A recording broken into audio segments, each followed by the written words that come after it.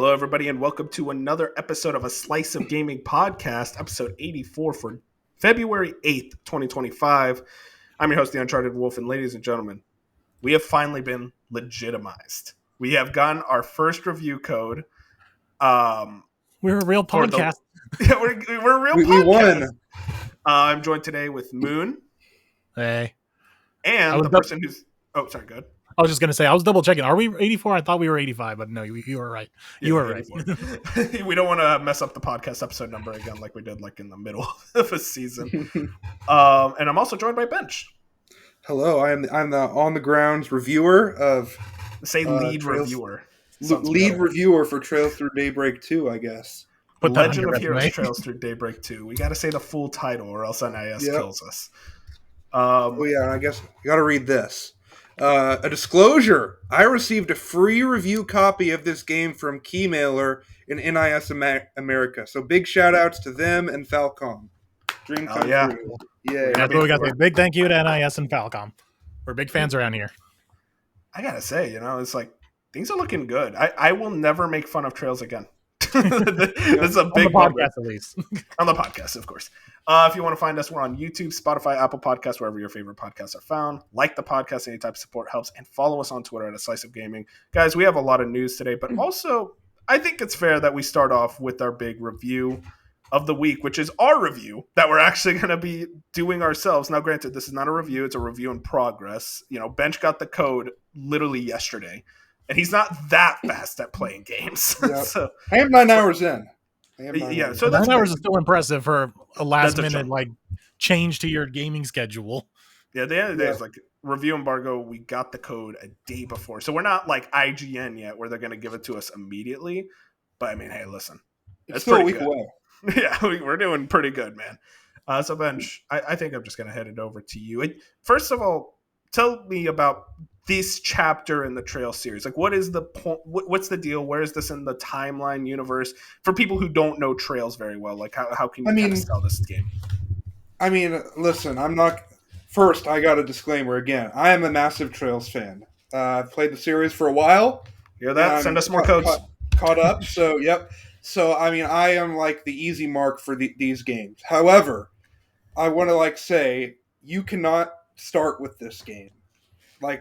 There are a lot of friendly recaps in this game, a glossary, a recap movie, and a ton of different things in the main menu that you can probably get a loose gist. However, I just would not recommend it because, for one, even the last game, Daybreak 1, you could probably start with, but even with a lot of the returning characters here, you'd be pretty lost in trying to just start this game. But for people that have put in the work and played Trails and played the 11 games leading up to this, since this is the 12th game, I'm happy to report that I am very much enjoying myself. That's good to hear. So, yeah. I've wrote down some notes that we'll go through this topic. So real quick. So Daybreak 1 is a reboot, refresh start, new art? No. Trails takes place throughout a consistent timeline. The first game starts off in 1202 of their in the universe calendar. Memorized, God bless. and Daybreak is in 1208 in the in universe calendar, and now this is in 1209. And this has the same protagonist and cast of characters as Daybreak 1, but has some returning beyond that. Although Daybreak does have a little few until later on. But this is a complete, no reboots. This is all continuous timeline. Everything matters. There's callbacks to the first couple games, I've already played. And they said, well, remember this event that happened over half a decade ago in universe time, and that happened in the first two games. You're seeing, and it's not just the time's passing. These characters that you're going to see off and on throughout the games, they're growing up with you. So it's pretty cool. They're like your kids. Because you're seeing them grow up. There's one specific character that you're introduced to in the second game who starts off as 13 years old, and in this game she's 18. So it's you're seeing this character develop through the lowest of lows to now the highest of highs, and that's something that you could only get with this series, and why I'd recommend playing it from the beginning, because you're just not going to get this experience anywhere else. So tell me about the gameplay for someone who doesn't know Trails combat. Like what separates it from other turn-based JRPGs? Yeah, I'd honestly like a strong statement that this is easily the best the gameplay's ever been in the franchise. Like just Okay. because Daybreak 1 introduced the field system, which is action combat with all the different characters who will have like simplified move sets, but are all very different and have different attacks. So it's kind of, I guess, a bit good ways to do metaphor, but more enhanced and better because you can actually like defeat enemies in the overworld and all that without like you can dodge and stuff. So you have the field system, and then you go into turn-based combat, and you have the best of both worlds with those. And that started with Daybreak 1. And now it's improved in Daybreak 2 through just more faster, snappier, it controls better. It's not as clunky on top of small improved gameplay tweaks. Like a gameplay tweak in the field system, the action combat, is that if you dodge something, now you can like switch to another character and they're going to do a bigger attack in the field system if you get a perfect dodge. Something that like if you got a perfect dodge in the last game, it kind of you just dodged and didn't get hit and didn't get to do like a special move in the overworld. And then also you have like arts is like magic in this series, so now you can do quick arts in the overworld, and you couldn't do that before because there are some enemies that get a lot more damage done with magic attacks with their arts. So now you can do that through the overworld. And now in the turn-based, it's just snappier. I mean, you're going to have new, like, different crafts, which is like special moves for each character that are just more improved upon. On top of now, you kind of have dual techs, kind of not like fully cinematic, but like you could do team attacks now, which is a new thing in this one that's been kind of in the other games, but has been brought back, and now it looks even better and it's even cooler. So each of the gameplay sides have been improved. So it's just like the best of both worlds, on top of it being them fixing a lot of the qualms with the past games. I guess, I mean, you talked a lot about changes from Daybreak 1. Are there any other notable ones you want to shout out, like major things that you've noticed already in your 9 hours playing it? I mean, it just looks a little crisper. Like, Daybreak 1 was the first game with their new proprietary engine, so there's just a lot of small visual tweaks, and I think, like, the biggest of them is just them getting hands-on more with cutscenes. Like, Daybreak 1 and Reverie to an extent, because it used the Daybreak engine for its cutscenes. Like, Trails before then has never had any cutscenes, and, like, in Daybreak 1, you had, like, 30 to 40-second cutscenes every now and again, and already being 9 hours into Daybreak 2, and just for reference, I'm a little past the demo in Act 1, Part A. So I'm in Act 1A is where I'm at. Like, already there's a lot more cutscenes in the game that look really good, and they're just more cinematic, which just adds to the flair of the game. Like, they really are starting to understand their engine, and even one game after its implementation, it's already very much improved. So that's very impressive. So without spoiling much, obviously, and you're still 9 hours in, so there's not much to say, but like how have you felt about like kind of where this narrative is leading you? Is it like this is a arc that's worth exploring? You're excited to see where these characters end up by the end of this journey? Yeah, this from what I'm gathering so far, it's definitely more character driven. I'm not getting the feeling that it's gonna like Trail series has like its overall plot. That's kind of like enhancing through each of the arcs, and I don't think this one is really going to enhance or like push that plot forward. But it's definitely feels like it's going to add meaningful like quality to these characters who are already done so much justice in Daybreak 1, and are now bringing that cast and returning characters from before Daybreak 1 into this game, and like interacting and just in this world and nation that are really good, like Calvard. So I mean, so far I'm really enjoying just getting back with these characters, and the premise of the game is already pretty cool. Like a premise of the game, I'll kind of briefly touch on is like there's a serial killer on the loose. He's brutally murdering people, and he has the same power really that you murdering have. People. Like he's tearing people. Like another thing is like this game is dark. People are like, There's a lot more blood in this game. Like, Daybreak 1 was pretty dark and had more blood than previous entries. But this one, definitely, like, people are teared from, like, limb from limb and stuff. Like, it's a darker entry in the series. And it's, like, subtitle in Japan is, like, Kuro no Kiseki 2, Crimson Sin. So it's already kind of, like, setting that tone. That's and the metal. tone is, like, crimson. So already it's, like, I'm pretty impressed with the tone.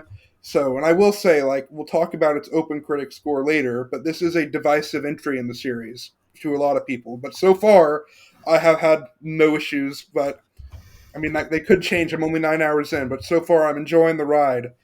I mean, yeah, I was gonna say 9 hours in, you're just not getting past the tutorial. Yeah, I mean, I'm past the demo, their story demo. I'm past the demo for sure. A couple more things I want to ask about OST wise. I always know Trails games are pretty good about that. Anything exciting so far? I honestly didn't write this down because it slipped my mind, but yeah, Daybreak 1 was one of the weaker OSTs in the series. It had a couple standouts that I like to listen to, but a lot of nothing burgers. However, so far, every Daybreak 2 track is slapped. They're back on their shit, so like I'm really much enjoying. Is it a different composer? Do you know that? I'm not sure. Maybe they just had Daybreak 1, they were reinventing a lot of stuff with the engine and the characters, or the OST slipped their mind, and now they can laser in on that. Now that they are not doing as much as that, I'm not sure, but Daybreak 2's OST so far hasn't missed with a single song. And I will say, this is obviously an English release, because the Japanese release came out in September of 2022. However, I can't comment on the quality of the English dub, because I just choose to play these games subbed, because that's personal preference. I have nothing against dubs, but that is how I prefer to play these games. But the sub is great, so no complaints there. I kind of want to ask you this is more like a broader question, maybe less about the game specifically, but Trails games, they have kind of hit this almost yearly cadence, especially when it comes to localizations and whatnot.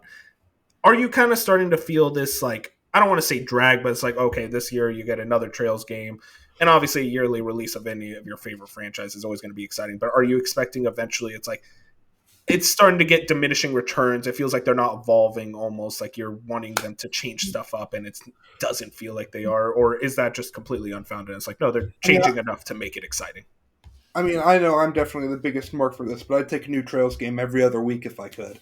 But I mean, also, I don't think I think they're reinventing stuff with their gameplay and improving stuff every game, to the point, especially with Daybreak 1 and into 2, it's like things are improving, so you're not getting that same experience. Things look crisper, animations are better, cutscenes are better. Like, you're seeing that incremental improvement per game. I mean, there was a leap between Reverie and Cold Steel to Daybreak already, which was just nice. Like mind-blowing. So like the game, like they switched engines and it looked completely different. Now it's like, this is a really good looking JRPG now. Yeah, that's so I don't think you could say about the Trails games is, yeah, you could probably say that they get a little in the same wheelhouse within the same series, like all the Cold Steel games or all the Zero and Azure games and now the Daybreak games. But at least when you make the jump between the different parts of the franchise, they are making big leaps and bounds in what they're doing. Yeah, and I mean, there will be a Trails break inevitably. We're getting the Sky One remake this year, which will be a perfect jumping on point, and I can't stress enough that everyone should check it out when it releases this fall. On top of Kai no Kiseki, the one that's currently out in Japan, I'm optimistic that it could be this year from NIS, but I also think there is a possibility that it's early next year, but that would also Falcom's not releasing a new Trails game in Japan next year. They're doing other projects, so the next Trails game won't be in Japan until we will be caught up before the next Trails game comes out in Japan. Whether that means worldwide release or an even smaller 3 to 6 month gap, who knows?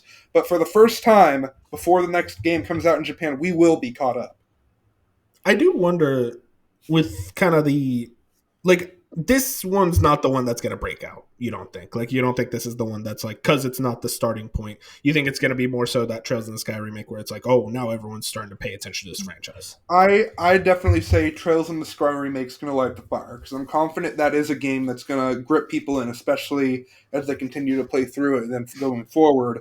Like I said before, like, this is just not a jumping on point, I don't think. And I will say they did a great job with, there's recaps and a full glossary of like the entire series in this game. However, it's not what you need to get that experience and be caught up with the things that you need to be caught up with going into this game. But for people that like put in the hundreds of hours and thousands of hours of work to get here, it's a quality entry that I'm enjoying 9 hours in. To go back to the point of what Trails Sky 1 remake could possibly do for the franchise, I mean, we're already kind of seeing in action with what Dynasty Warriors Origins is doing, Like that game Mhm. is such good quality that it's bringing in people who have never touched a Dynasty Warriors game before, and it's now reinvigorating the franchise. And we could also be seeing this again with Atelier. Like the Rise games got pretty big, and now they're to the point that the next one, Yumiya, is going to be a worldwide release on Xbox and a bunch of other things, and that seems to be get slightly more mainstream. So we're seeing this surge in these lesser known RPG JRPG franchises becoming more mainstream, and it's awesome to see. From Atelier to Dynasty Warriors to now hopefully Trail's going to be doing the same thing. I don't think it's going to be this game in particular because, like you said, it's a direct sequel to another game, and that game didn't light the world on fire. It was just a good game. But Trails Yeah. 1 remake could possibly do that with the franchise. Yeah, these companies are efficient. Like Falcom and all these other companies that you listed, they're efficient at making games. Like you're getting a Trails game every year or every other year, and you can most of the time bet on that, and it's going to be quality, and you're going to enjoy it. So you're feeding those fans. But the problem is, like especially for Falcom, it's those fans are smaller, but they're going to buy every title. But they're just a smaller group of people, and that's why I think Sky can really break out, and I hope they just remake that whole trilogy. Then everything would be on like modern platforms and just be so much easier to recommend. I mean, I don't want to bring up some other things, but Moon, did you have any other questions you wanted to ask? Or He kind of addressed at the beginning where I said, obviously not Daybreak 2, but at least the duology of Daybreak games, would it be a decent jumping in point? But like you've already said, there's so many callback to, yeah, you can play these games by themselves, but you're going to be missing a whole lot of context with a bunch of other characters. I think you can play Daybreak 2. I mean Daybreak 1, excuse me. And you'd still be missing a lot of context and callbacks, but you'd still get a really high quality JRPG, like my runner-up game of the year last year. Like great game. Like one of the best. However, going into Daybreak 2, there are already returning characters and more callbacks than before. And that's only going to continue as the series tries to ride to its conclusion, I feel. Yeah, because sometimes I just look at Daybreak with its action field work that you were talking about, and where it's sometimes more of a action RPG instead of a turn-based one. And I'm just like, what if I just played these instead of, got another 6 games. Like I played Zero and Azure, which were fantastic, but I look at the Cold Steel games and I look at their how long to beats, and I'm just like, Yeah. So it's like, can I just catch up and get on just do Daybreak games? Like I'll just play Daybreak 1 and 2. I'm fine, right? You skipped was only 5 games. I will say you already committed, Moon. Just might as well. I mean, I do think the Cold Steel games are worth it. I will admit 1 and 2 are the weaker in the franchise, but beyond that, it's like you're getting some real top tier JRPGs every single game. Mm-hmm. Hey, I forgot about Reverie. It's not only just 1, 2, 3, and 4. It's also Reverie too. But Reverie is like one of the best games. Yeah, buddy. If you want to get into the franchise, get ready to commit, or play that Sky remake later this year. But I also got to say, like with Reverie, I mean, returning characters from Reverie, Get Go, and Daybreak 2, like you got to know. Okay, I'll get back to Cold Steel 1. I did want to actually bring up the Open Critic for Trails to Daybreak 2, while we're on this topic. It's currently sitting at a 76. IGN gave it a 7. GameRank gave it a 9. Gaming Trend gave it a 75 out of 100. A couple more 7s from like Nintendo Life, 6 Axis. It seems like from everything I've been reading on the reviews, a lot of the issues can tend to come from the story and also the pacing. Mm-hmm. Obviously, you're still early on. It's like, what's kind of your expectations in that side? There is like the mechanic was introduced in the demo, so I'll kind of speak on it. There is a time mechanic where you do this thing and you get a bad thing happens, and then you go back and you have to make sure that bad thing does not happen. Kind of like a time loop, not time loop story, but kind of like time reversed, and you have to go back. And honestly, like those kind of stories, like Alan Wake American Nightmare and stuff, like I'm fond of those stories. And sure, It can be weird to like they're talking about things like that you've already heard, but then you get that one hint of something that wasn't exactly the same, and you're like, oh, where's this going to lead? And that's only happened once, and I know that happens numerous times in the game, so I'm not sure if that'll get old. But I mean, for Trails, you just need to tell me I'm going to be in Zemuria, the world that it takes place in, with these characters, and normally I'm going to be pretty happy. And I know that's not everyone. And this is probably the most divisive game in the series from what I'm hearing. But so far, with my early experience, I'm enjoying it. Quite a lot, actually.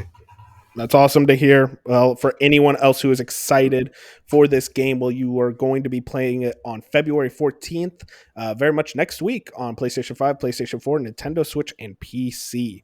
So pretty much every platform except Xbox. Is it normal for Trails to skip Xbox? There's Yeah, never there's, been not- on an there's never been a Xbox. game on Xbox. Okay, that's not too surprising. Not even the weird spin-offs. Yep. Yes, And then once again, didn't they say Skyrim was on Xbox, or am I crazy? no. No, Crazy. okay, thank you. A massive shout out to Keymailer and NIS America and Falcom for giving me the opportunity to play this game early, and it's hopefully causes a big momentum shift in the podcast. And thanks for watching, everyone, because we couldn't do this without you for sure. We've grown a lot in the past year, and it's all thanks to y'all. Yeah, and hopefully we can continue giving y'all good content. Listen, it's like this is the first step. Next step, GTA 6 codes. Persona 6 codes. Okay, come on. You know which one's bigger. All right. Well, we still have a news podcast to get through, and there's quite a lot of it. Hopefully, we can get through it. We got three with the three amigos. We got this, guys. First off, is actually a story that broke today. Considering Warner Brothers Games, and I kind of titled this Warner Brothers Games Turmoil because a lot of turmoil is going on. Jordan Midler has this: the Wonder Woman game has reportedly been rebooted and is, quote, years away. Wonder Woman, which is being developed by Monolith Productions, will use the Nemesis system from their acclaimed pair of Lord of the Rings titles released during the last generation. The game was announced in 2021 at the Game Awards. Since then, nothing has been shown from the project. Now, according to Bloomberg, the project was rebooted last year and has switched directors. Quote, one of the company's biggest bets in development, a video game based on Wonder Woman, has struggled to coalesce. According to people familiar with the project, early last year, it was rebooted and switched directors.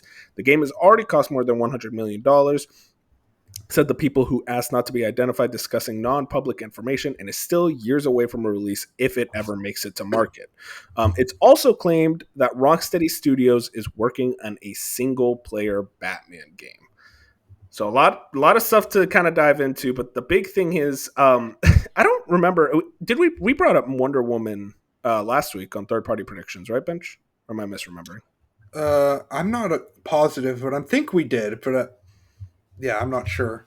I'm pretty sure we did, and I think we said it's still not talking about other than it exists. Oh, yeah. We were just like, we don't think it's happening. And it's like, hey guys, listen, most of our predictions have been wrong. That's one we nailed. All right, I'm pretty happy about that. Not this year for sure, but do we think it ever comes out? Because I don't. See, that's the question. So this very much did seem to have a soft reboot around 2023. So it's currently a year in development and it's still years away. It really depends on if Warner Brothers Games feels like this is going to be a big hit. And considering how wishy-washy they are, and I actually reading the Bloomberg report, I read a bit of it. They are a very, very wishy-washy company. Apparently, Monolith was working on a new IP for like 3 or 4 years. And then they were like, actually cancel it. We're not interested. And then they were throwing out all these different ideas. And basically, when we saw that teaser trailer in 2021, they didn't have anything ready. That was effectively all it was. I think they said, like, yeah, we admit that this is CGI trailer, but it's a like announcement trailer of, hey, come work with us. We've had a couple trailers at the Game Awards like that. It's like, yeah, this game is in development. If you want to come work with it, now come apply. Exactly. And so it kind of tells me it's like this thing is effectively like it had like 3 years or 2 years of development. And they were like, no, go back. We're going to go back on the drawing board yet again. And it's to the point of like, I don't know if they ever release this thing. And maybe that's just pessimistic, but like we've been kind of seeing, especially lately, it seems like more and more like high profile cancellations. I mean, there's one we're going to get into later on that it wouldn't surprise me if I hear Wonder Woman by WB has been canceled. Well, I don't know if you're also going to bring it up, but there was also talk that they've already canceled a Flash game. Yeah, that was one of the things so that it's they like, were interested in. They're definitely not against, like, even though you have this giant popular IP attached to it, they're not against scrapping it. So it's definitely possible that Wonder Woman could, by this time next year, be like, yeah, okay, no. Yeah. I mean, it's just, it's the question, I guess, Do you think IP is enough to sell a game anymore? Because like It after helps. Suicide Squad, I don't know. It helps. Well, okay, you can't really compare Suicide Squad to Wonder Woman. Of course, yeah. Um, But but it it's definitely the has at least some name. But Wonder Woman, like that is a game you see on the store shelves as a common consumer of just like general pop culture. Like you know who Wonder Woman is. So Mhm. and you see this cool single player game, like you're going to be more interested than something like a Suicide Squad. Suicide Squad is, even if you watch the movies, it's you're still barely know anything. Um, but that every time we talk about this kind of stuff, my mind just goes immediately back to that interview with, I think it was Ken Levine himself, Yeah. about the discussion of how they came to the Bioshock Infinite cover art, and they said they have to appeal to the general broad audience when it comes to that thing, because fans will pick it up just on name alone, on studio alone, stuff like that. Where box art and IP will bring in the very casual fans, the people who just wander into GameStop and will pick up a game. Yeah. So I do think companies realize that when you have something as noticeable and iconic as Wonder Woman, you're going to take that bet that if you can get a decent game out, this thing is going to sell. Exactly. It's just like the IP alone makes me feel like maybe they try to stick with it, but it's also like, why not have Monolith do a Superman game? I feel like that would probably be a bigger deal, probably sell more copies. I know Wonder Woman is big, but I don't know if she's like Superman, Batman, Flash, even. Like, this is like top of the line superhero IPs. But maybe this is the game that really breaks it out. I almost feel like Yeah. they would have that Wonder Woman would have a lot more cachet around her if Wonder Woman 1984 didn't come out. But that movie really burned people. And also remember, we had James Gunn saying, "Oh, all these games are going to be canon in the DC universe." That was the funniest headline because everyone's like, "No, no, they won't." That does not happen. I guess I do want to bring up Rocksteady working on the single player Batman game. Do we have confidence that it's going to be able to hit the finish line? I think, like, at the very least, they're just going to go back to the drawing board and be like, let's do what we do best. People are going to like it. The Arkham fans are crazies. We know this.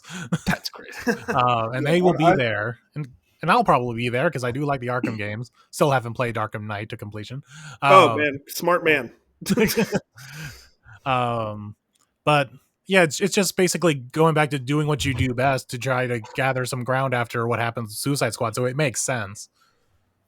Yeah, man, Suicide Squad was just such a major failure, and like that does not help that like Multiverses was also kind of a botched launch, and then it's to the point where like WB Games' only like success story recently was Hogwarts, and that was massive. And the thing is like that is one of the best selling video games of all time. That it sold over 25 million copies, and still WB Games is like, oh, we're not doing well with the WB Games division.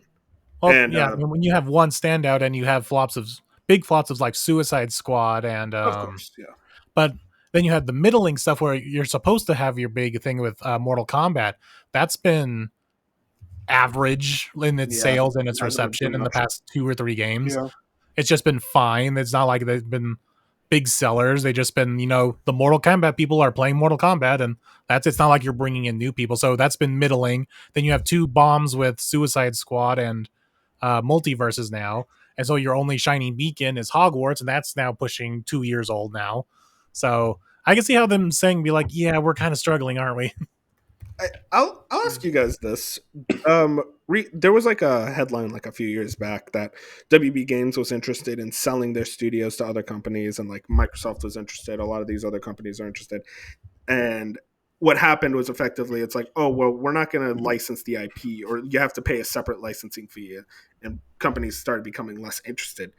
Do you guys think that they kind of go back and try shopping around again? It's like, hey, we're just going to dissolve the games division. You guys can have the studio. We'll still license the IPs. Or do you think they try to stick with this division? I think they what is like next on their agenda? Like what's next on their schedule?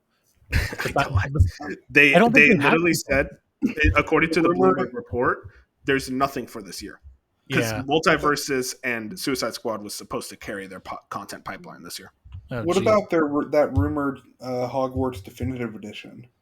I mean, yeah, yeah, but like that's not a that's new just. release though. I That's mean, yeah, it'll make them it'll money because help, there will be people who buy the re-release.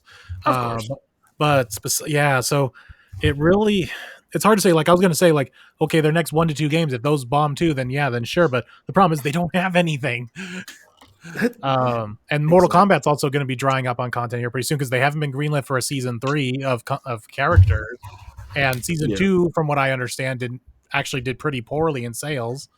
Um, I still remember when those characters got revealed and everyone was like, because it was like just a bunch of 80s movie characters again. It's like, okay, like a lot of the thing is like that's cool for like kind of the elder millennials, like the people who grew up on these characters, but a lot of Mortal Kombat fans today are in their 20s and they just yeah, don't give a shit about Conan the Barbarian. it's yeah, especially Conan. Like I could understand Scream because Scream is still Yeah, relevant. Scream is good. That was a good But pick. yeah, Conan is the weird one. It's same thing what happened with the last game with Rambo. It's like, who the fuck watches it? Rambo's not a thing anymore. Okay, guys, just calm But down. what also killed it was it had story content attached to it, and it was like $50 Oh, for yeah. so that killed a lot of sales according to most fans. Is yeah, I didn't get it because it was $50. It's basically paying for the game all over again. Mm-hmm. So that's hurt them. So they have written. I mean, they could still be working on season 3. They just haven't said anything. But I think by this time they announced season 2 was in development. So the fact that they haven't said a season 3 is worrisome. So they don't have that. Multiverses is now going away in a couple months. And yeah, the only thing you got on your schedule is a re-release of your best-selling game. So You have to imagine NetherRealm's working on something over there. Like they got to be working on something. They were supposed to do Injustice 3, but around the time when they were supposed to get started on that, the rights to DC was kind of in the air. Like they didn't know if they were going to still really? have access to it, so they didn't want to get started on it. So they just went straight to Mortal Kombat again. Do you guys think we get any more updates? I think regarding it's hard the to say situation with nothing else coming out. I was gonna say like if the next 2 things bomb, then yeah, I could see them selling off some stuff. But I think is they do the Disney route. Yeah, they license out their IPs for other things, and then stuff that's not entirely theirs, or at least in a weird way, like Mortal Kombat, they could sell them off. Like they could sell off NetherRealm, and they could be bought up by something, and suddenly Microsoft or Sony could own NetherRealm and make Mortal Kombat exclusive. That'd be weird. I don't know. They're in such a weird spot. I'm glad I don't work for them. Yeah, I know exactly. There's so much uncertainty. We will see. WB and WB Games. I mean, like, dude, Warner Brothers Discovery in general. It's like what a trash fire that whole company is. It's like all the movies they can and cancel for tax cut reasons. David Zaslav saying the dumbest shit imaginable every week.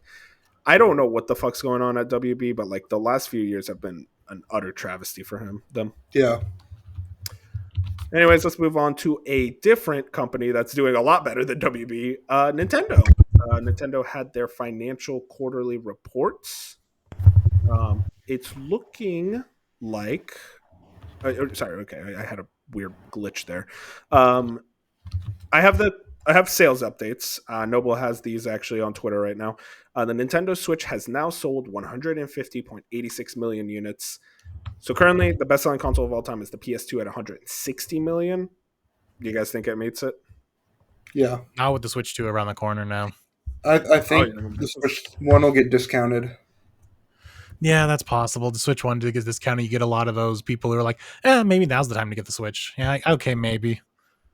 Exactly. And also, it's like you buy one for your kid, basically. It's like, here, we'll give you the Switch Lite while Daddy gets the Switch too. And then also, we got some Nintendo first-party sales updates. Mario Party Jamboree sold 6.17 million from release to the end of the year. Wow. Guys, I think Mario Party is a pretty big franchise. Yeah, I agree. I always knew it sold well, but like these numbers are like, this is like a console at the end of its life cycle, and there were already 2 Mario Parties on the same console, and people still are buying the new one on day one.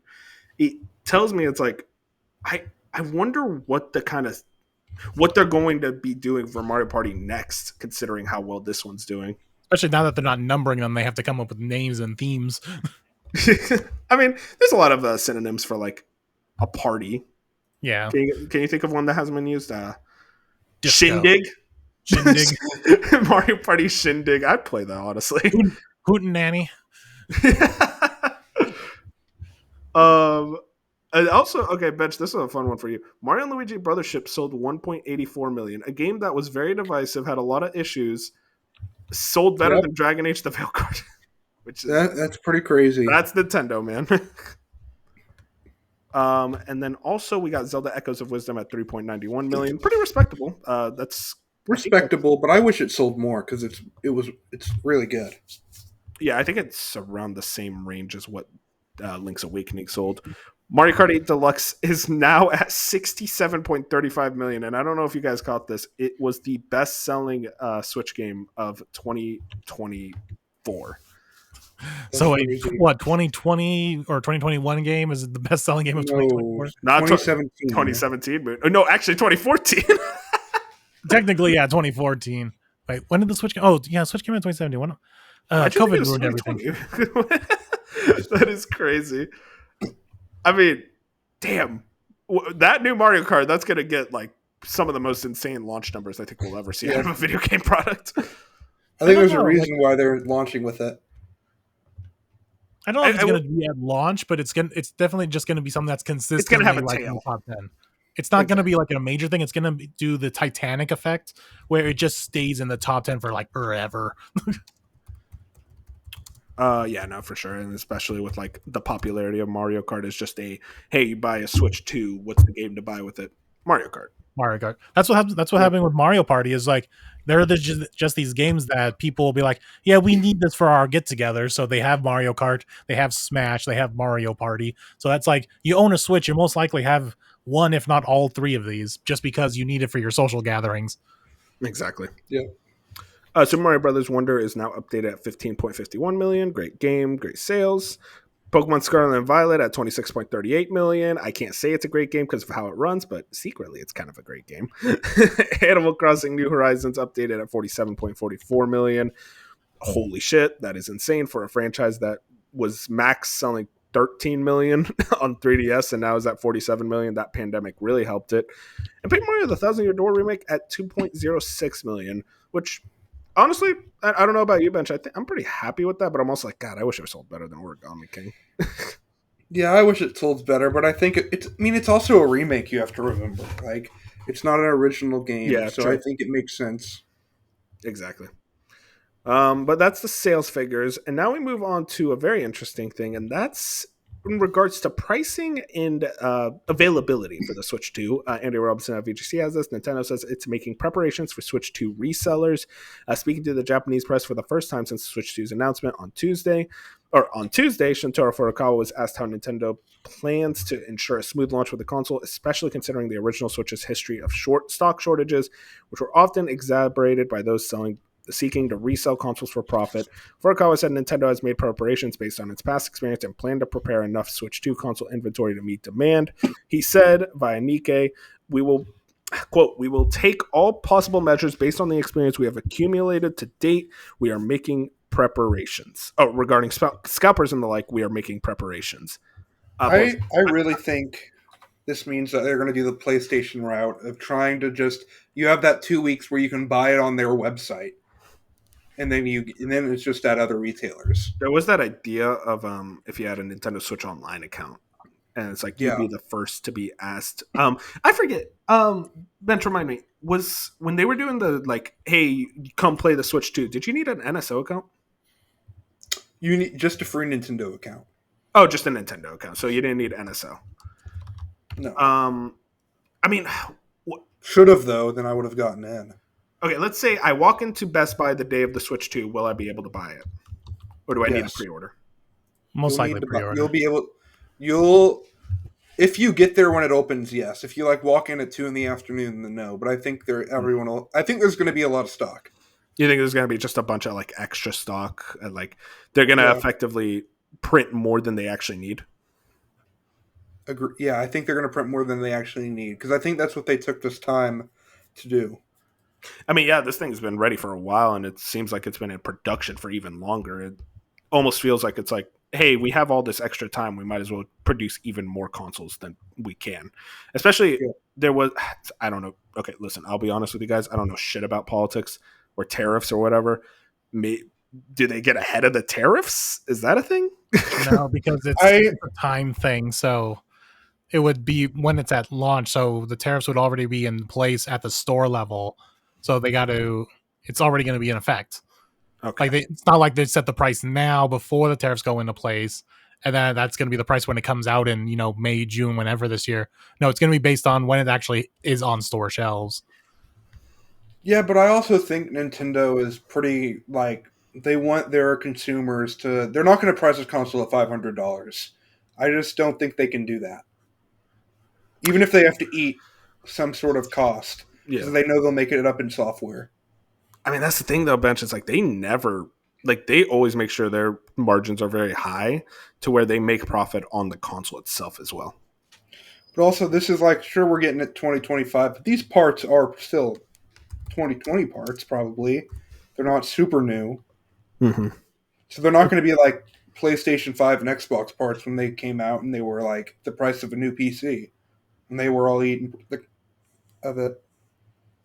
Yeah. No, I get what you mean. I mean, speaking of price, Furukawa outright states, specifically Furukawa was asked if there was any change to Nintendo's stance on what constitutes an acceptable price point given various global economic factors.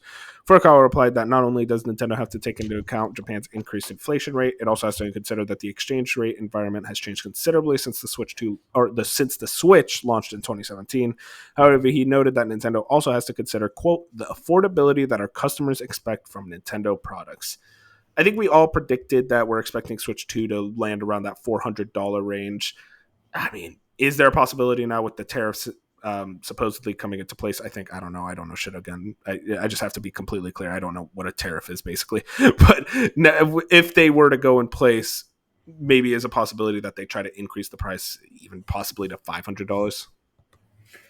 No way. I don't even think it's $450. I think it's $400. I think it's $450. Interesting. I almost think it's like maybe they try to justify the $450 with like hey, $400 you get the 32 gigabyte model and this is the fit 64 gigabyte, something like that. Possibly. That's what they did with the Wii U, so it's definitely possible. And this is going to have like 200 gigabytes worth of memory. It's not having 64. Well, I don't know. I was just thinking numbers. I don't know, Bench. I'm very curious to see like kind of how they navigate trying to sell this console in an environment where people seem to be spending less or being less excited about the idea of a new console. But also, maybe I'm underrating it. Maybe we're in a bubble and it's like, well, actually, no, everyone just wants a Switch 2. They will buy the Switch 2 no matter what the price is. I mean, it could be $1,000 and I'd scrape by the money, so. Oh, yeah, no, I mean, listen, but that's the thing, Bench. We're the suckers. I mean, but like thinking about the common consumer and the moms and dads out there, it's like, what are they willing to spend for this console for their kids? Mm-hmm. Yeah, that's definitely not something until it's Christmas and they only justify that price. Well, it comes with Mario Kart now. Yeah, I mean, that's the thing. That's a justifiable thing. It's like, oh, now I don't have to spend $60 for Mario Kart. I can just buy it with the system. Very, very interested to see where we get from this. And also one last thing. Pokemon Legends EA and Metroid Prime 4 are still Switch 1 titles, says Nintendo. Speaking during an investor Q&A, Nintendo President Shigeru Furukawa said that both games are still planned for release this year on original Switch. Furukawa also said the company plans to continue to support the aging hardware as long as there is demand. That last part is the interesting thing to me. I don't think there was really any debate about Legends EA and Prime 4 hitting Switch 1, but this idea of continuous support, I mean, is this just buzzword? Like he's just saying it for the sake of saying it and they'll just throw it like a dirty rag later? Or are we going to be seeing Switch 1 games a year, if not year 2 of the Switch 2? Yeah, for at least like all the third-party stuff and indies and whatnot, but actual like Nintendo first party, I think they move maybe a year, but after a year, I think they'd be like, okay, everything's only going to be on Switch 2, and it's only going to be left to like I said, third parties and indies that still will carry the Switch name because their games won't be as demanding. Me and Wolf, I think, share the same thing. I think the announced games are kind of there, and then they move on. Yeah, I almost think it's that thing of like maybe you get like Pokemon and like remakes, like Thousand Year Door style things, where it's like this isn't demanding enough to be like we need it to be Switch 2. It's like we might as well release it on Switch 1, especially because of backwards compatibility. I actually don't know your thoughts on this because Bop is a freak, and he thinks that 3D Mario is going to be on Switch 1 as well. What are your thoughts on that? It's so hard because I could see both ways. Like, if anyone's ever listened to my opinions on anything, I'm a professional fence sitter, and Classic. and I could see it going both ways. I could see it being, yeah, they want to be like, hey, you want the brand new Mario experience? Got to get it on Switch 2. It's only there. But at the same time, it's because Switch 2 and Switch 1 is just a upgrade. Like, why not? Why cut off your giant Switch base like that with just a upgraded console? Like now, if we were talking about the jump between Wii U and Switch, yeah, I could see them saying, yeah, everything's gonna be on Switch because we want to leave the Wii U in the dust. But with the Switch, you have the it's like I said, it's another upgrade from like Game Boy to Game Boy Color and all this. So it's like, why would you cut that off and only be limiting your sales to just your big fans that are getting the Switch 2? So it's like I can see both arguments, and it's really hard to say which way they go. Like, do they act? I mean, maybe I think them actually getting, as we've been reading reports of, they're getting this stock ready to meet all demand. So it's definitely possible they're like, yeah, we're gonna now have the demand. So everyone who buys the Switch 2 is also gonna buy, Super Mario Odyssey 2 same day because that's gonna be a Switch 2 only game. I could see that being their thought process. And I mean, sorry, continue. no, that's really it. I was just going to loop back around to saying it's such a hard call. I think the thing me and Bench would continuously arguing is that Nintendo's been quick to abandon even their successful consoles. I mean, you think about that DS to 3DS, it's like they were immediate with like, just stop making games for the DS. I think Pokemon was the only thing left. It almost feels like Nintendo is always like, yeah, we're supporting it, but we want to get to the next thing as quickly as possible because they're very like the DS to 3DS. That's such a like different engine in a way to where and how you make the game. fair.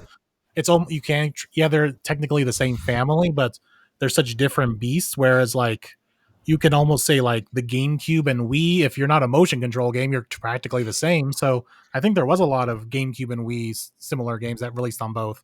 No, not for like if even a year.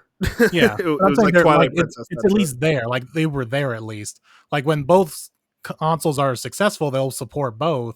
But when there's like a hard cutoff, or it's like a complete, like if between the Switch and they weren't doing Switch 2, like they were doing something completely different for a console, then I'd say, yeah, it's going to be exclusive to that. But when it's such a, I don't want to call it a mild upgrade because we know it's going to be a lot more powerful machine. But when it's such a small change in its overall design, I think it's worth it keeping it on the same platform just so you can keep those sales. But it's also, like I said, it's also the next big Mario. So it's a selling point to be like, hey, I want to play the next big Mario. I got to go get the new console. Yeah. I just think it's like with their biggest IP, they want to keep those exclusive. I think with a Metroid, you need as much help as you can get to try to get as many sales units out there. But like when it's 3D Mario, it's like that's people will literally buy the console for that video game. Yeah. Same with Mario Kart. And I think that's where I do lean. If you were to give me a number, I think it's 60-40. I do think it's going to be Switch 2 exclusive. Yeah, so Bob sucks is what you're saying. He's going to be spending full price on that 3D Mario, and I'm going to be laughing to the bank. All right, next story. We're out of the Nintendo zone and now into Battlefield. None of us play Battlefield. Maybe Moon. Do you play? Do you play Battlefield at all, Moon, or just no? I played Battlefield 1 for like a couple days. All right, sweet. We have the same level of experience. I'm trying to think. I think I played Battlefield 5 for a bit. I don't remember buying these games. When did I get them? How did I get them? I think they were on Game Pass for a bit. Maybe that was it. Maybe they added a Game Pass, and my friends were like, "Yeah, let's jump on this. We're gonna we're gonna get into it. This is our new game. This is our new group game," and it never was. Dude, I'll never forget. This is completely unrelated, but it's like it reminds me of when I was begging my friend to buy Payday 2 because it's like, dude, we'll get so into it. We're gonna play it like every night. And then we all got it, played it once, and it's like, never again. And he got pissed at me. Same thing actually happened with Payday 2. Also, Back 4 Blood was that for a little bit too. Like we played. Oh my God. I don't think we even finished the campaign. I think we got about halfway through the campaign.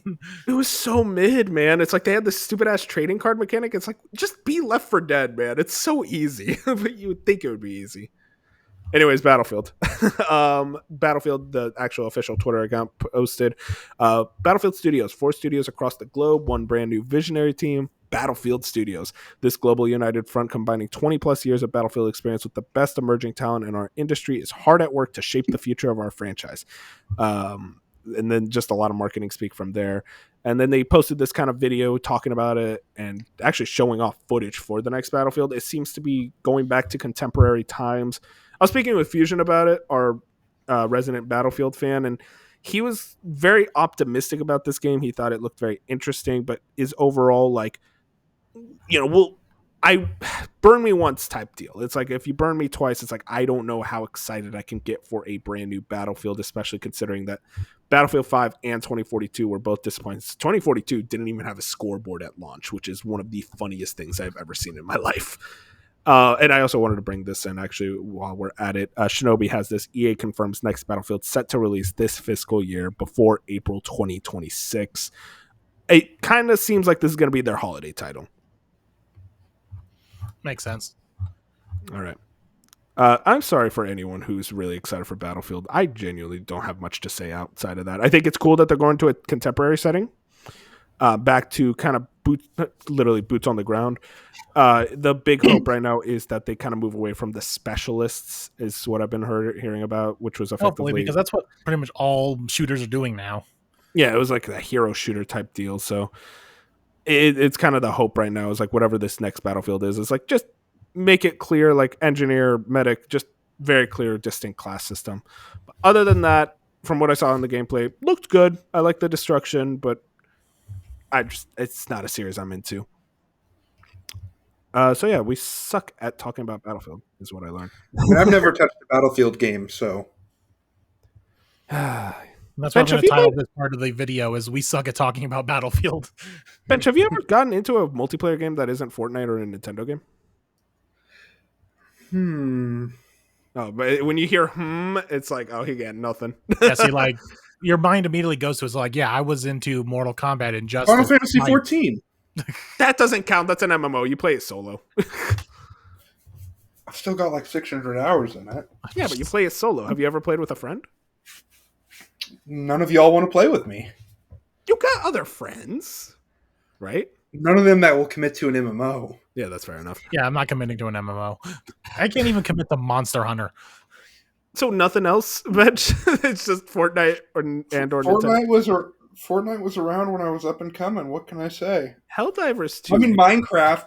I used to play a ton of like Minecraft multiplayer as I was a young Oh, boy. You know what? I just remembered Ark. You said you got hardcore into Ark with a friend. Oh yeah. I have hundreds of hours in Ark. Well, don't worry, boys. Whenever Ark 2 news comes, I'll get Bench on the phone. Yep.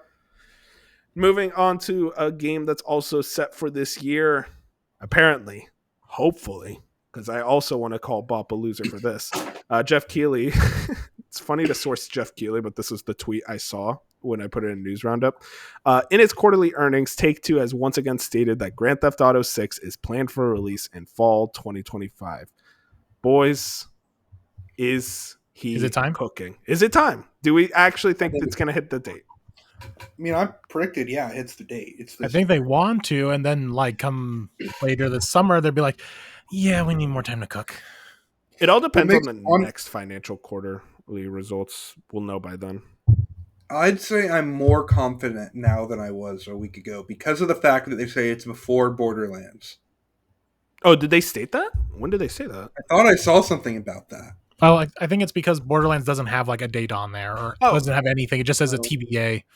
No, Judas was the one with that, wasn't it? I still think it's this year. Dude, I saw Judas with the TBA and I'm like, bro, 12 years? Like, what?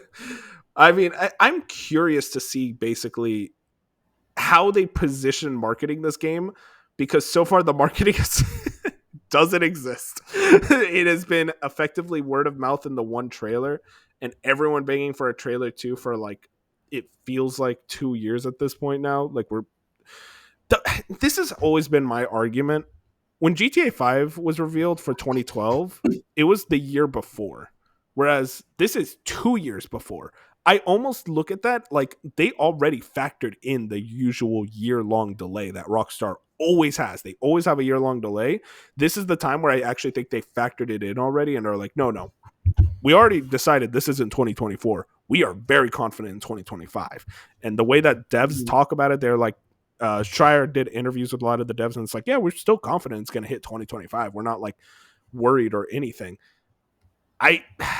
Call me an optimist. I think it's going to hit, especially with how much Take-Two is writing on this. It's like, I don't think they would have put that 2025 date if they weren't confident. Yeah. I just want it to be over with, basically. Like, I'm sure the game will be great, but I'm just like sick of it topping every most anticipated game list and stuff like that. It's like, I want to talk about other games. Hey, listen, we talk about other games on the podcast. We don't bring up Grand Theft Auto 6 conspiracy theories here, and I'm pretty happy about that. Yet. By the way, December 27th, that trailer was really good. Apparently, there was a trailer that day. So, I don't know, man. I just don't want to talk about GTA again at the Soggy's most anticipated again next year. Yeah, exactly. That's kind of the feeling. We're already going to be talking about Silk Song again. Okay. Listen. It didn't come out in 2024. It has to be 2025, right, guys? Pretty sure I could find a video clip of you saying that it wasn't 2023. Yeah, dude, I don't know, man. I don't know. It's weird. It's going to be a Switch 2 launch. Trust.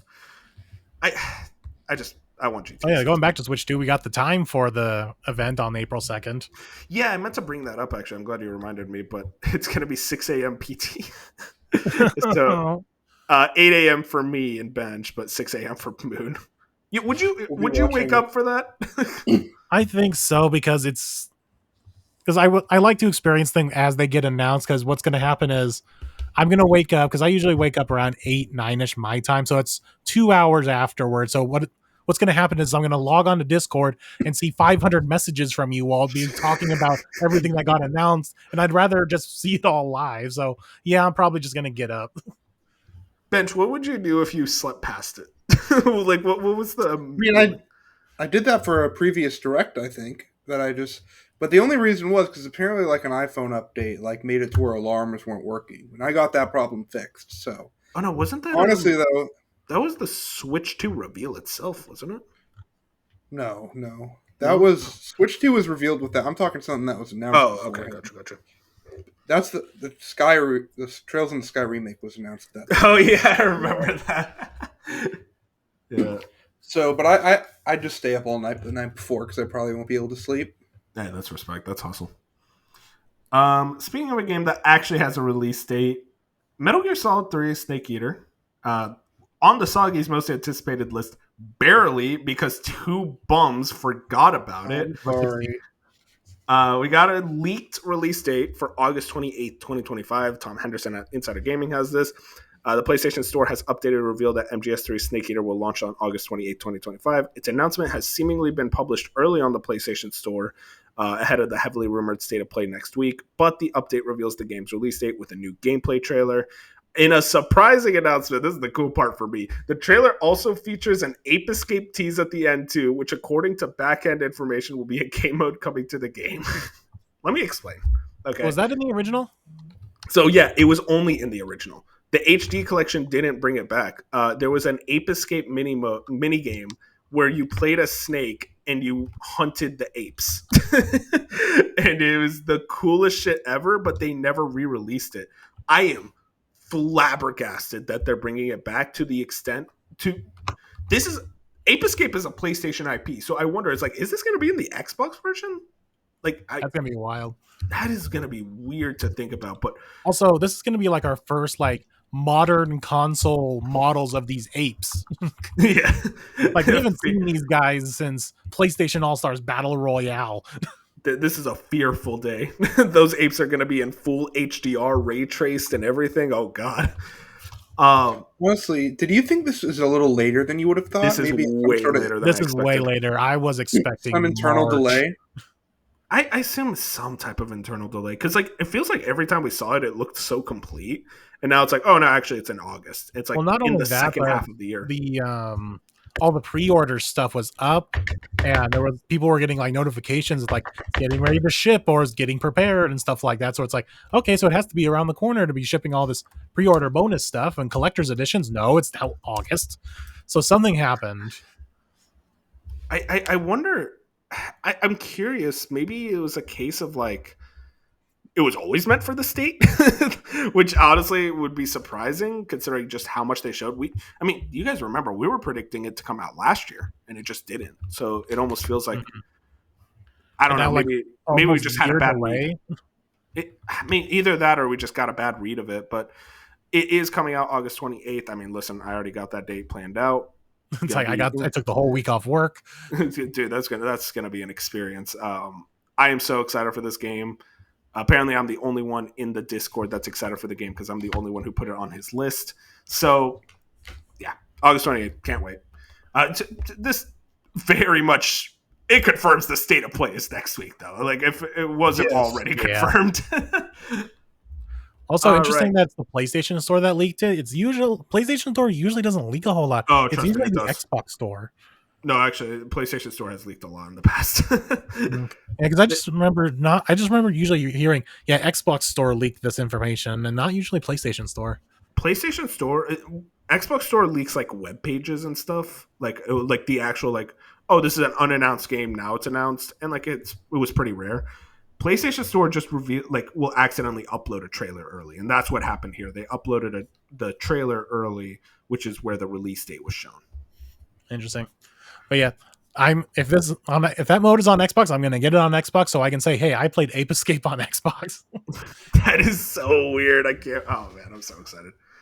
All right, moving on to Football Manager 25. Let me say this right now for the Football Manager fans. Listen, shot in the dark. None of us are into this franchise, but the Football Manager that it's a big thing. Yeah, and it got fucking canceled. That's crazy. Gamatsu had this publisher, Sega developer Sports Interactive, have canceled Football Manager 25 to focus on its next Football Manager release. It was previously planned to release for all the consoles. And this was actually, they sent out a huge letter. We know this will come as a huge disappointment, especially given that the release date already moved twice and you've been eagerly anticipating the first gameplay reveal. We can only apologize for the time it takes to communicate this decision. Due to stakeholder compliance, including legal and financial regulations, today was the earliest date that we could issue this statement. I mean... Okay, that's interesting. This is weird. If you guys remember, like this game was delayed from last year. It was supposed to release like around this time last year. Got a full year delay, and now they're like, actually, no, this is just completely canceled. I don't know why they would outright cancel it versus just delaying it to the next year, but also, I mean, I don't have a read on it. Sound like something legal happened because of that. Yeah, maybe. It from what I've been reading, I read the state letter, and it seems like it was just like also kind of a cancellation of the quality just wasn't high enough. It was like really rough, and they were like, we can't get this ready in time.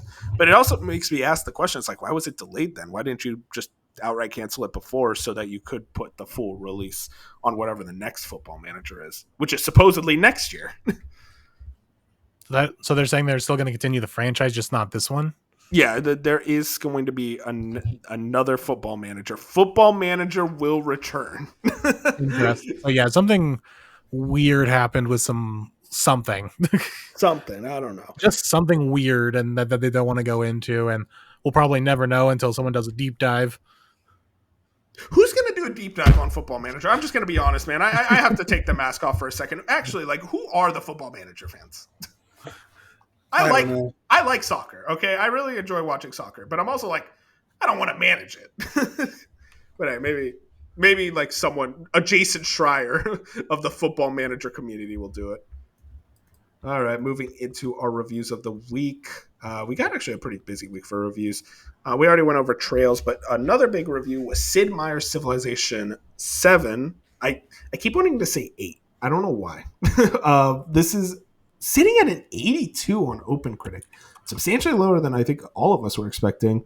IGN gave it a 7. Eurogamer gave it a 2 out of 5, which, by the way, Eurogamer has been on a roll of just making shitty reviews, so just letting y'all know now. But from what I'm seeing online is people are saying this is just a buggy mess. Is that the case? Effectively, what I was hearing is this is the same thing with every new civilization game where it's like, oh yeah, it's good, but it's like it's not as good as the last one. Which this happened with Civ 6, it happened with Civ 5. Of people just the amount of expansions and updates and all the post-release stuff that happens with the civilization games leads to the next one having a lot less content. I haven't seen much about the bugs though, so maybe I missed that. Yeah, I haven't seen much about the bugs either. Moon, who are your sources? Reddit. No, okay, well there you go. Okay, I'm curious. I feel like this is a game that just has a tail, where it's like, yeah, right now people aren't excited for it, I guess, but like when they start getting the updates, the expansions, it is going to effectively replace Civilization 6. Also, by the way, this game released day and date on Nintendo Switch, which I just find wild. But I mean, it's not right. They're very technically demanding video games. From what I've heard from impressions, though, people are very much enjoying what the core gameplay is, and the whole ages mechanic of allowing you to change your empire, your leader, I think is really cool. I'm excited to eventually check this out. I think I'm just going to skip out on it because it's like I'm not in the mood for a type of game like this, but I do love Civilization. It's always been a favorite of mine. I'm excited to see what this game is all about.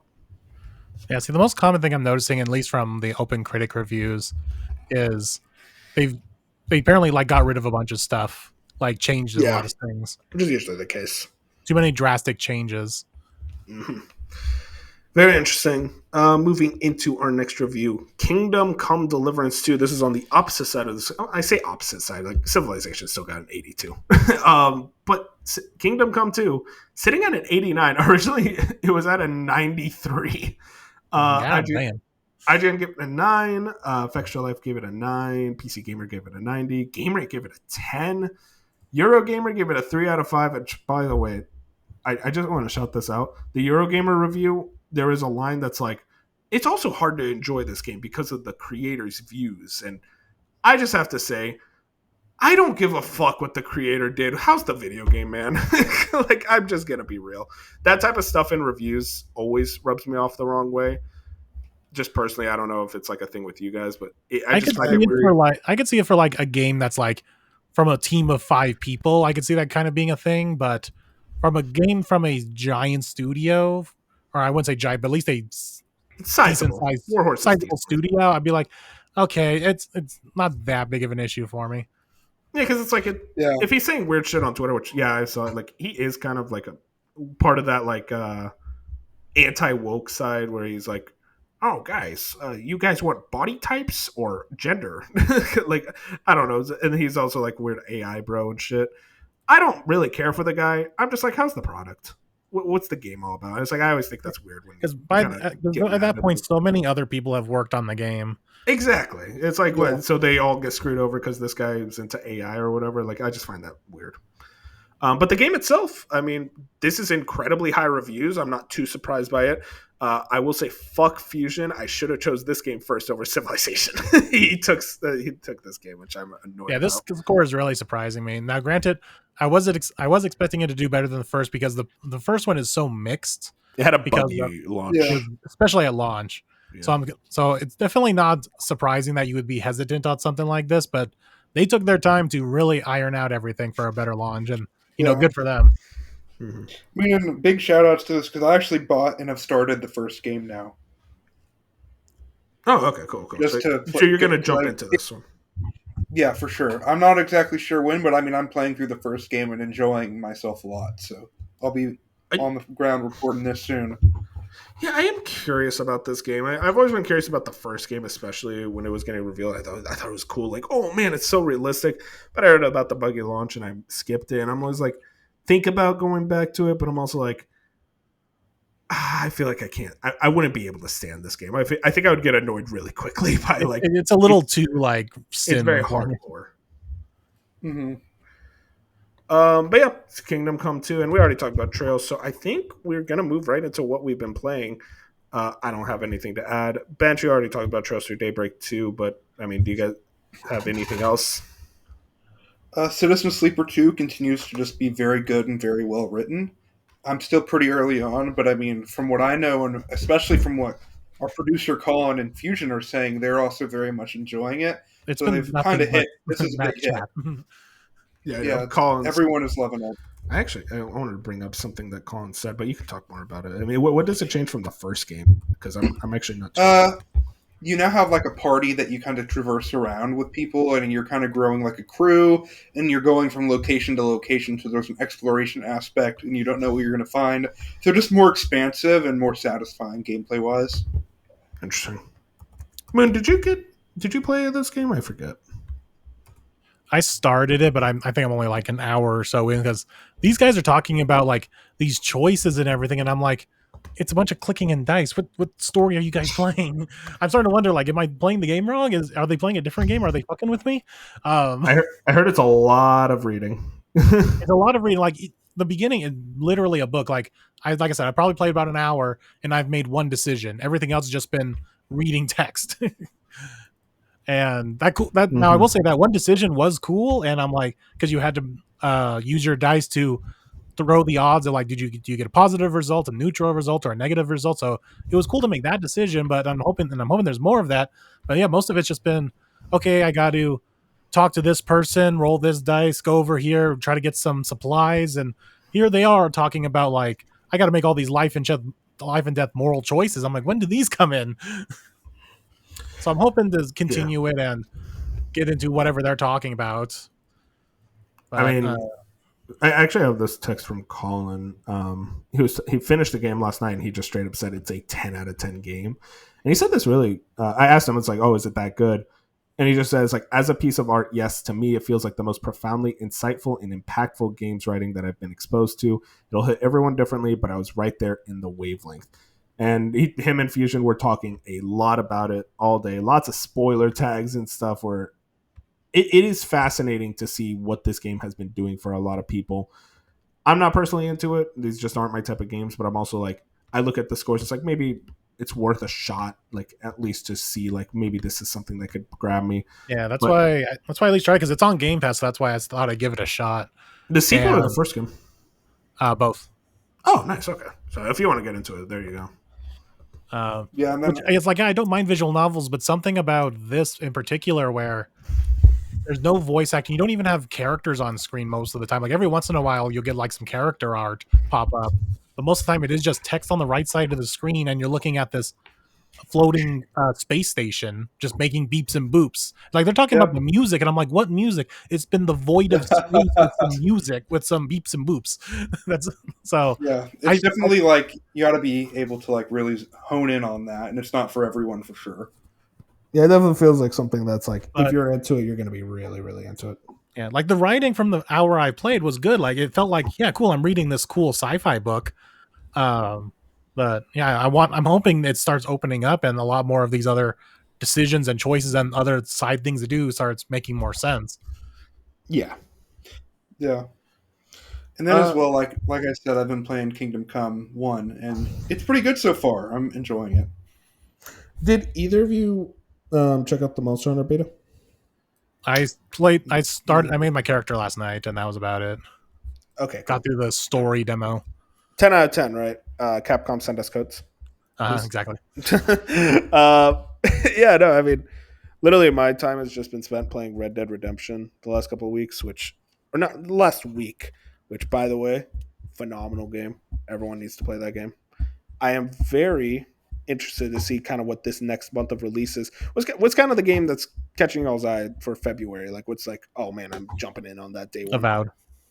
Avowed, oh really? Monster Hunter is next. Are you skipping it? Oh yeah, Pirate Yakuza. I still don't know if I'm getting Pirate Yakuza day one or not. That is, yeah. You got Avowed for Game Pass, and it kind of depends on like what your depends on how long Avowed is, and then I guess I could, because I don't really have anything in March, because Split Fiction, Atelier, Yumiya are all games like I could get those day one, but I could not. So nothing's like a immediate day one. So maybe I could just get Pirate Yakuza and play that.